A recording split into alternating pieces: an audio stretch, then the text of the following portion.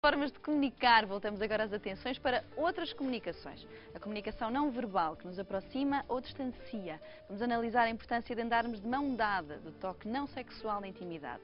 Recebemos a rubrica Em Privado, com Catarina Mexia. Olá, boa tarde, Catarina. Olá, boa tarde, Ana Rita. Tudo bem?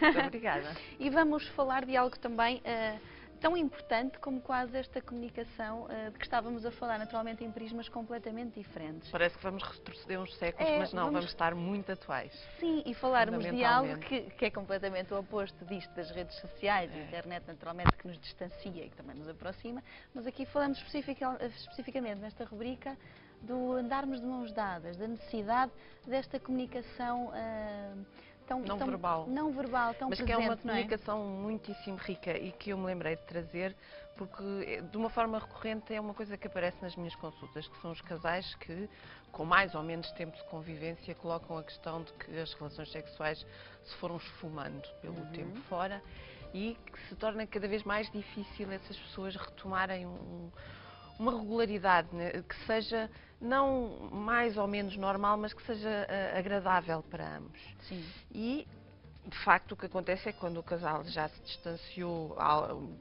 por algum tempo, é difícil voltar a haver alguma intimidade e voltar a haver uma proximidade, nomeadamente a sexual, que é aquela que é a mais difícil de retomar.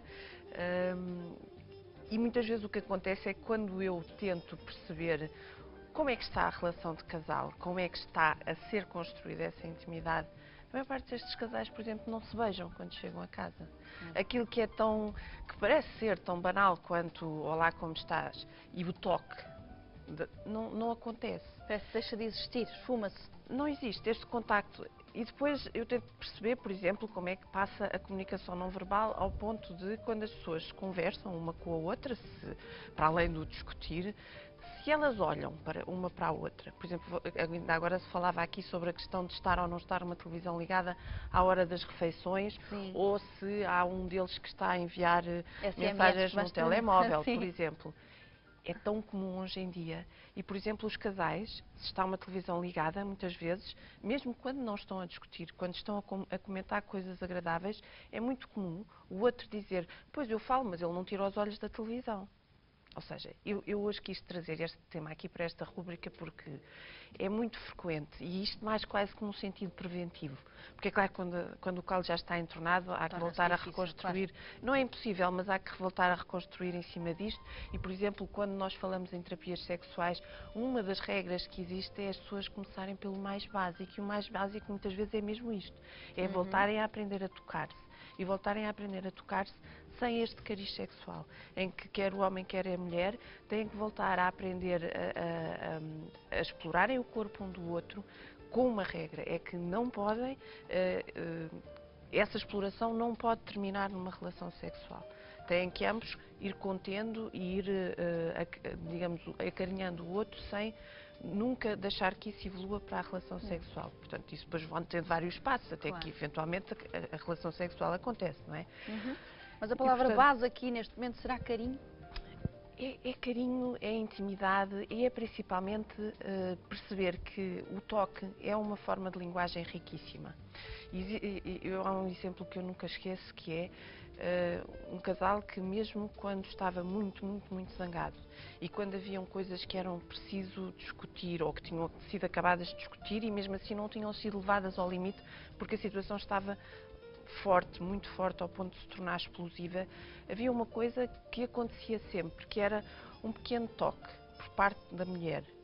Como quem diz: ok, eu não me vou embora, eu estou aqui, eu agora não consigo conversar mais, eu não consigo lidar mais com isto, mas este tocar, era como que para não criar a barreira, naturalmente. Umas tréguas temporárias, a situação continuava tensa, mas pelo menos havia ali como que uma comunicação não verbal, obviamente, mas que deixava o outro suficientemente tranquilo para perceber que quem estava a ver de fora aquilo era o fim do mundo, mas para aqueles dois aquilo não era o fim do mundo. Aquele toque sinalizava que estamos suficientemente bem, podemos continuar juntos.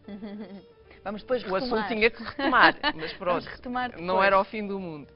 E, portanto, isto é muito importante. Do ponto de vista preventivo, é fundamental. Às vezes os casais estão, sei lá, na fila do cinema, na fila do supermercado, já nem digo na fila do cinema, porque muitos dos que nos estão a ouvir vão-nos dizer, mas qual cinema? A gente não vai ao cinema há 50 anos, nem sabemos o que isso é. Mas sei lá, na fila do supermercado, às vezes eu sei que há casais que são mais, sei lá, têm mais vergonha que outros, mas às vezes aquele toque na fila do supermercado em que a pessoa se sente quase que a namorar de novo, e isto faz-se em qualquer idade, com qualquer tempo de relação. Em situações em que precisamente é difícil a seguir isto, a desenvolver-se para uma relação sexual, porque muitas vezes existe este medo, existe esta... Mas isto são aquelas pequenas coisas que podem fazer retomar outros graus de intimidade. Mas isto falamos de manutenção, não é? Estamos a falar naturalmente de manutenção de relacionamento. E não só. Mas a Catarina fala de relacionamentos que já estão num ponto explosivo de ruptura, ou aconselha de facto para quem nos está a ver também, nos relacionamentos que por vezes podem ter altos e baixos. Em qualquer tipo de relacionamento. Se as pessoas apostarem na intimidade, apostando na linguagem não verbal, no toque, o toque é o que nós temos de mais rico.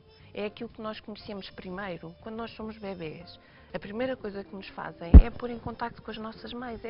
É onde nós recebemos mais informação, mais carinho, somos mais contidos. Portanto, qualquer seja a situação deste casal, se há um mínimo de vontade de fazer as coisas acontecerem, é por ali que a informação passa. Principalmente porque quando nós estamos numa situação difícil, se queremos usar a linguagem, normalmente nós embrulhamos-nos. Começamos a elaborar muitas coisas, começamos a dar muitas explicações. E há coisas que não se dizem. Portanto, qualquer que seja a situação do casal, o toque normalmente é um bom desbloqueador. Por ali a gente percebe logo se tem margem de manobra, se não tem. E o andar de mãos dadas? Porque é engraçado, a Catarina estava há pouco a dizer que há casais mais tímidos. A Catarina dizia, essas pessoas mais tímidas deverão contrariar essa forma de estar? O andar de mãos dadas é uma regra fundamental para as não é uma regra. Eu acho que as pessoas devem fazer aquilo para que se sentem bem. Não está escrito em lado nenhum que só as pessoas que andam de mãos dadas é que são felizes, mas de facto, neste caso, eu trouxe o exemplo do andar de mão dada porque é aquele que nós naturalmente fazemos, por exemplo, quando começamos a namorar. É o primeiro gesto. Dá uma ideia romântica também, de união, claro. E é o primeiro gesto que nós admitimos ao outro, que é o darmos a mão, o pôr o braço por cima, calma lá, isso já é mais... já é outro... Portanto, o dar a mão, o permitir o toque na mão, normalmente às vezes até por cima da mesa e não sei o quê, são os primeiros avanços. Portanto, mesmo numa relação que está fragilizada, que é preciso retomar, muitas vezes o deixar dar a mão é um primeiro começo de conversa. Daí a ideia do andar de mãos dadas na rua. Sim. Agora, fazê-lo para forçar uma relação, definitivamente não. De facto, há pessoas que têm alguns problemas em revelar, digamos, consideram isto algo que faz parte da sua intimidade e que só deve ser partilhado no espaço da sua intimidade e não perante terceiros. Depende das pessoas, não é? Catarina, estamos mesmo a terminar a rubrica. Que mensagem é que poderia deixar para pessoas que... Eu acho que é esta, que é aproveitar bastante esta questão da linguagem não verbal, tirarem partido disso e perceberem que nós, os seres humanos, somos feitos disto, de toque, de pele. Sim. E isto tem um valor inestimável. Comecem por aqui e a seguir peçam o resto. Começa tudo aí, não é? Pode começar tudo aí de novo. Exatamente. Muito obrigada, Catarina. Nada, uma boa tarde. Chegamos ao final do Mundo das Mulheres de hoje, mas não sem antes lhe deixar uma sugestão cultural, que dá também o mote ao nosso programa de amanhã, no Dia Internacional dos Museus. Teremos muita conversa e convidados sobre o tema, mas para além disso, os museus no âmbito dessa comemoração terão entrada gratuita, por isso deve mesmo aproveitar. Procure toda a informação para um dia e noite únicos, com visitas a todos aqueles espaços históricos que sempre quis conhecer, em www.ipmuseus.pt. Não se esqueça de enviar sugestões e ideias para o blog do programa, sic.sap.pt/blogs/Mundo das Mulheres ou na página do Facebook em facebook.com/Mundo das Mulheres. Poderá ainda rever o programa de hoje na próxima quarta-feira pelas 12h30 e quinta-feira às 7h da manhã. Tenham um bom resto de noite. Não se esqueça de marcar presença todos os dias às 19h aqui da SIC Mulher. Até amanhã.